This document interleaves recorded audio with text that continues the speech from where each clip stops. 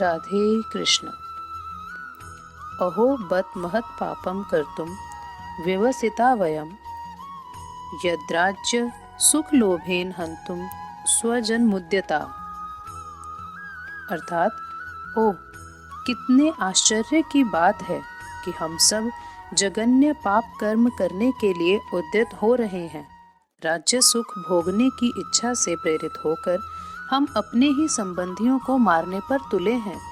तात्पर्य, स्वार्थ के वशीभूत होकर मनुष्य अपने सगे भाई, बाप या माँ के वध जैसे पाप कर्मों में प्रवृत्त हो सकता है। विश्व के इतिहास में ऐसे अनेक उदाहरण मिलते हैं, किंतु भगवान का साधु भक्त होने के कारण अर्जुन सदाचार के प्रति जागरूक है।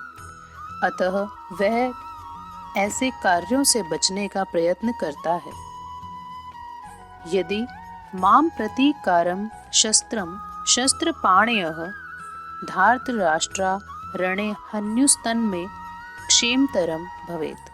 अर्थात, यदि शस्त्रधारी धृतराष्ट्र के पुत्र मुझ निहत्थे तथा रणभूमि में प्रतिरोध ना करने वाले को मारें तो यह मेरे लिए श्रेयस्कर होगा। तात्पर्य, क्षत्रियों के युद्ध नियमों के अनुसार ऐसी प्रथा है कि निहत्थे तथा विमुख शत्रु पर आक्रमण ना किया जाए, किंतु अर्जुन ने निश्चय किया कि शत्रु भले ही इस विषम अवस्था में उस पर आक्रमण कर दें, किंतु वह युद्ध नहीं करेगा।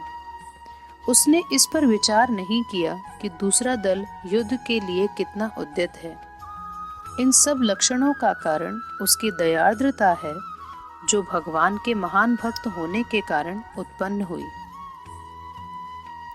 संजय उवाच, एव मुक्त्वार्जुनः संख्ये रथोपस्थ उपाविशत्, विसृज्य सशरम चापम चोक संविघ्न मानसः। अर्थात, संजय ने कहा, युद्ध भूमि में इस प्रकार कहकर अर्जुन ने अपना धनुष तथा बाण एक ओर रख दिया और शोक संतप्त चित्त से रथ के आसन पर बैठ गया।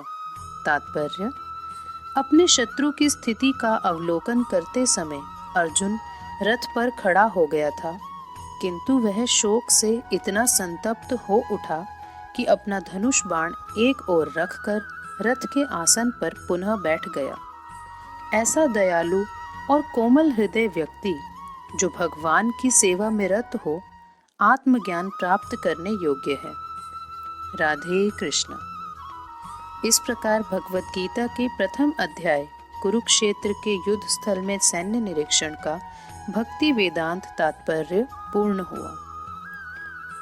हरे कृष्णा कृष्ण कृष्ण हरे हरे, हरे राम राम राम हरे हरे।